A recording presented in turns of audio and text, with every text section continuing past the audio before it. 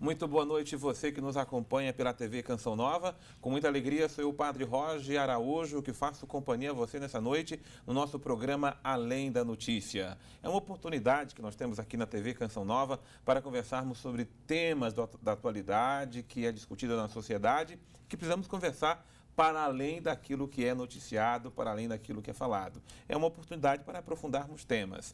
E nós sabemos que o autismo é um dos assuntos que nós temos repercutido ultimamente, tanto na sociedade como aqui na Canção Nova. E hoje queremos então tratar desse tema, autismo e inclusão.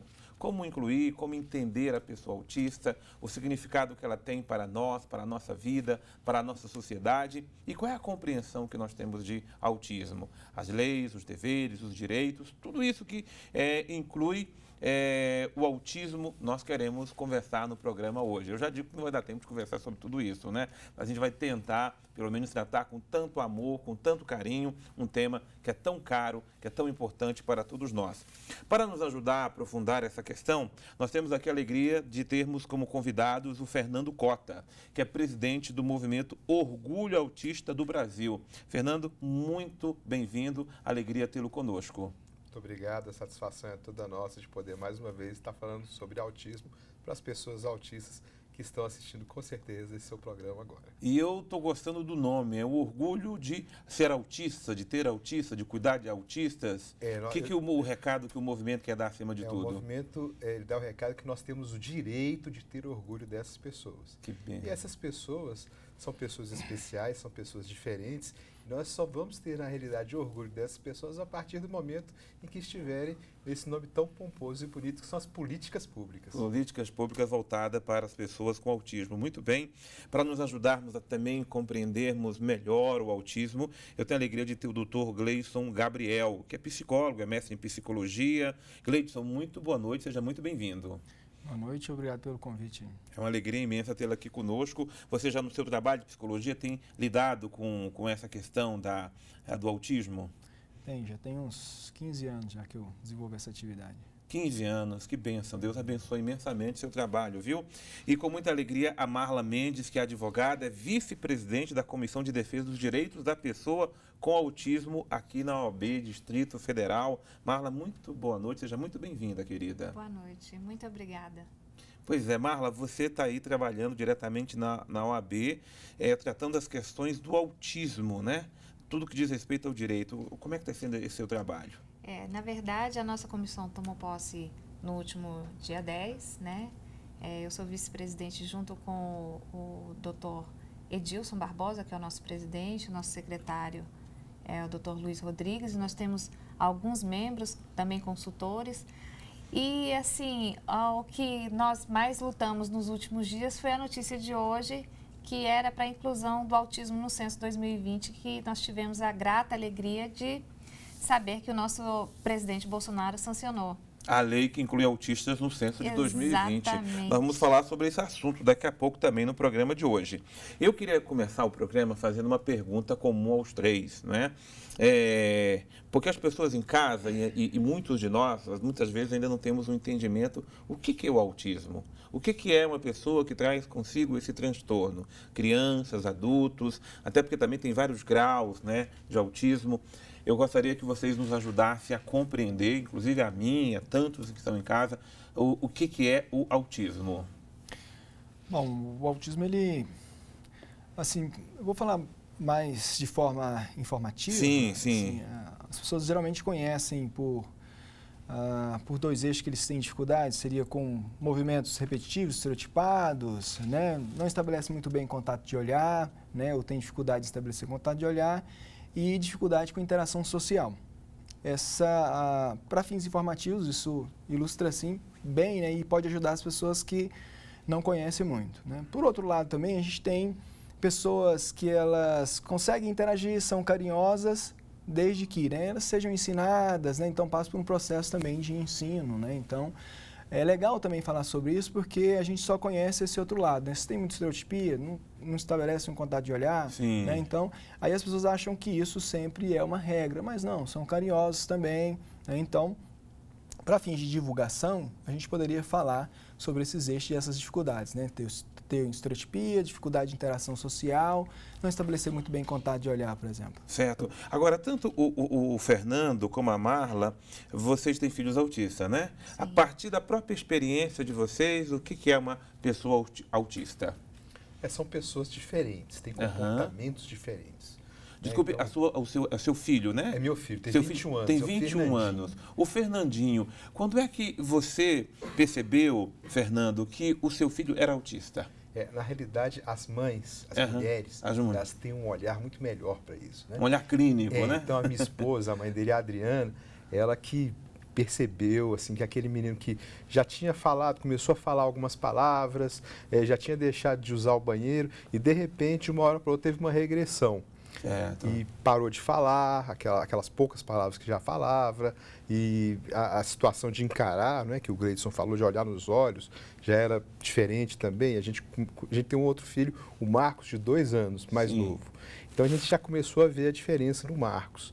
E, infelizmente, naquela época, meu filho tem 21 anos, e naquela época os médicos também não conheciam muito. É verdade. E virava para minha esposa e falava, olha, na realidade, ela falava, não, doutor, mas ele já falava, parou, agora está tendo que usar a fralda de novo. Eu falava, não, isso cada um tem a sua idade, cada um tem... E passava de um para outro. Só que a gente não se conforma muito com isso, né? E aí que eu digo que entra porque as respostas não eram nenhuma assim objetivas, claras do que se tratava, né? Isso. E aí que entra essa sutileza feminina, que eu acho que elas têm essa vantagem sobre nós homens, as mulheres. E minha esposa, nunca satisfeita com isso, procurou.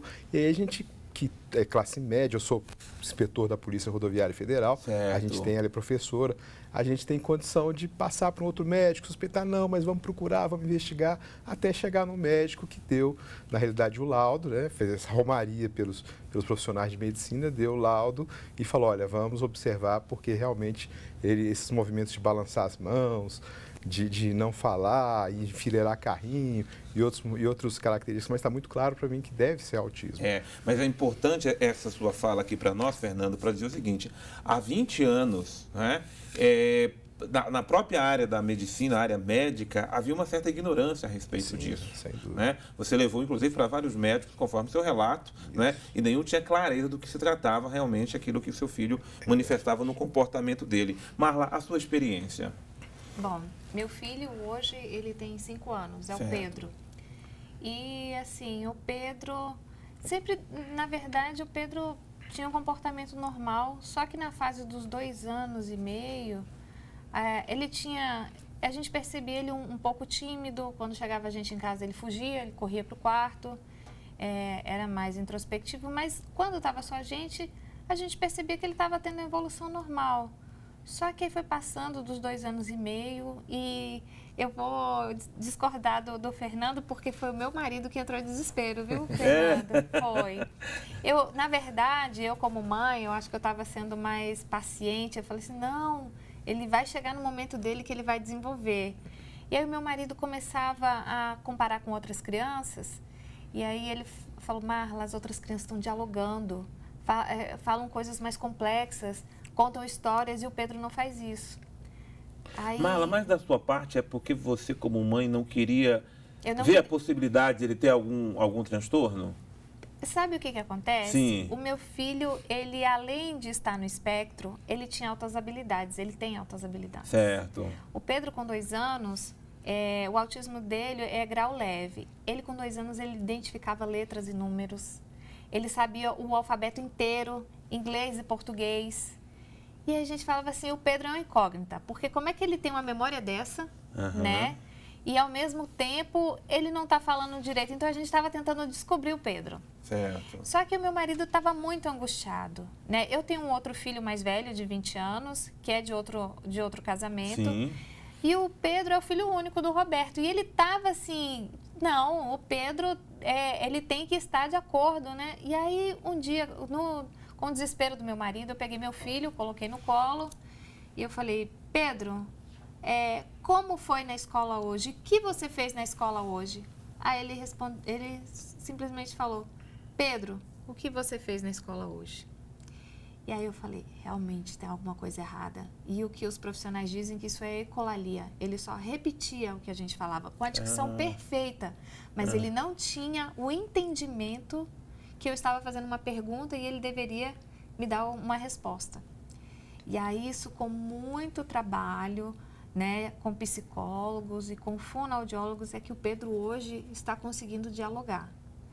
Mas assim, depois de um ano, ele começou a responder as primeiras perguntas, a reportar as coisas, porque ele, até então, ele só repetia. E ele tem uma memória fantástica. E aí ele começou a desenvolver, inclusive, a leitura também, porque a gente trocou... O Pedro já está na 4ª escola. Certo. E aí a gente... Hoje ele também... Acho que no máximo que até hoje o Pedro ficou é 1 ano em cada escola, porque sempre tinha alguma coisa que não estava se encaixando para adaptá-lo e para desenvolvê-lo adequadamente. Então, na escola, na 2ª escola que ele esteve, a gente não teve o acolhimento devido, o acompanhamento, e aí passamos ele para uma escola de estimulação precoce, onde fazia o desenvolvimento físico, né? E ele desenvolveu bastante, onde houve o desfraude dele e tudo, só que era uma escola bilíngue.